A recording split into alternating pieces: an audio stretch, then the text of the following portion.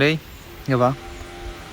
இவனை மாதிரி தான் நானும் இன்னும் வரைக்கும் போகும் போல் சுற்றிட்டுருக்கேன். ஏன்னா ஆசைப்பட்ட எதுவும் கிடைக்காம நார்மலாக பசங்க ஆசைப்படக்கூடிய ஒரு பொருள் என்ன அப்படின்னா பைக் தான். அது நார்மல் நேரம் ஆசைப்படியே தான். அது இன்னும் வரைக்கும் என்னால் ஒரு புது பைக் வாங்கவே முடியல. இவனை மாதிரி போகும் போல் அங்கே இங்கேயும் சுற்றிக்கிட்டே இருக்கேன். நல்லா வேலை பார்க்குறேன், சம்பளம் வருது. அந்த சம்பளம் எப்படி போகுதுன்னு தெரில. சம்பளம் கொடுக்க ரொம்ப கஷ்டப்பட்டு கொடுக்குறாங்க. எல்லோரும் குறிப்பிட்ட வருஷம் வேலைக்கு போகிறானுங்க, புதுசாக பைக் வாங்குறானுங்க, டூர் போகிறானுங்க, எல்லாம் பண்ணுறானுங்க. ஆனால் நான் அதை விட அதிகமான வருஷம் வேலைக்கு போகிறேன். கிட்டத்தட்ட படித்து முடிச்சோன்னா நான் வேலைக்கு போயிட்டேன். என் ஃப்ரெண்ட்ஸ் எல்லாம் பார்த்துக்கிற படித்து முடிச்சு 2-3 வருஷம் சும்மா இருந்தானுங்க, சும்மா ட்ராவல் பண்ணானுங்க, எல்லாம் இருந்தானுங்க.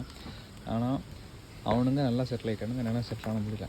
ஏன்னா ஃபேமிலி சுச்சுவேஷன் எப்படி, எங்கள் ஃபேமிலியில் 4 பேர் வேலைக்கு போனாலுமே எந்த விருப்பமே வீட்டில் நிற்கிறே கிடையாது. எல்லாமே ஃபுல்லாக ஹாஸ்பிட்டல் செலவு இந்த மாதிரி தான் செலவாகிட்டுருக்கு. பைக் அப்படிங்கிறது எல்லாத்தோட நார்மலாக ஒரு கனவு. அது இன்னும் வரைக்கும் எனக்கு கனவாகவே இல்லை, கனவாகவே போயிட்டுருக்கு. ஏன்னா மாதிரி தான் சோகமாக படுத்துட்டு சிந்திச்சு இப்போ நம்ம பைக் அங்கே போகிறோம், இப்போ டூருக்கு போகிறோம், சுற்றுதாங்க பார்த்து புலம்பிகிட்டே இருக்கணும். தவிர நாளைக்கு எதுவுமே வாங்க முடியல. நம்மள மாதிரி பசங்களுக்கு எந்த நிலமை வருது அப்படின்னு தெரில.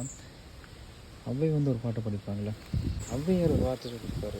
என்ன அப்படின்னா, ரொம்ப கொடுமையான விஷயம் இளமையில் வறுமை. ஏன் அப்படின்னா இளமையில் தான் எல்லாத்தையும் என்ஜாய் பண்ண முடியும். ஆசைப்பட்ட வாழ்க்கையாக இருந்தாலும் எதுனாலும் சரி, இளமையில் அதை நம்ம என்ஜாய் பண்ணி லைஃப் வாழ முடியும். அந்த நேரத்தில் நம்ம ரொம்ப வறுமையாக இருந்தோம், ரொம்ப கஷ்டப்பட்டு பார்த்திங்கன்னா பணத்துக்கு முன்னாடி ஓடிட்டு இருந்தோம் அப்படின்னா கண்டிப்பாக நம்மளோட லைஃப் என்ஜாய் பண்ண முடியாது. 50 வயசு 60 வயசு பிறகு நம்மளுக்கு அந்த பணம் கிடைச்சாலும் ஒரு பிரோஜனம் இல்லை அப்படின்னு சொல்லிட்டு அழகாக சொல்லியிருப்பார்.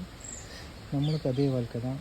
என்னென்ன தான் வேலை பார்த்தாலும் கையில் ரூபா மிச்சமாக இருக்க மாட்டேங்குது. நார்மலாக எல்லாத்துக்கும் நார்மல் ட்ரீம் தான் பைக் தான். அது இது வரைக்கும் என்னால் ஒரு புது பைக் வாங்கவே முடியல. எத்தனை நாள்னு அப்படி இருக்க போகிறோம் அப்படின்னு தெரியல.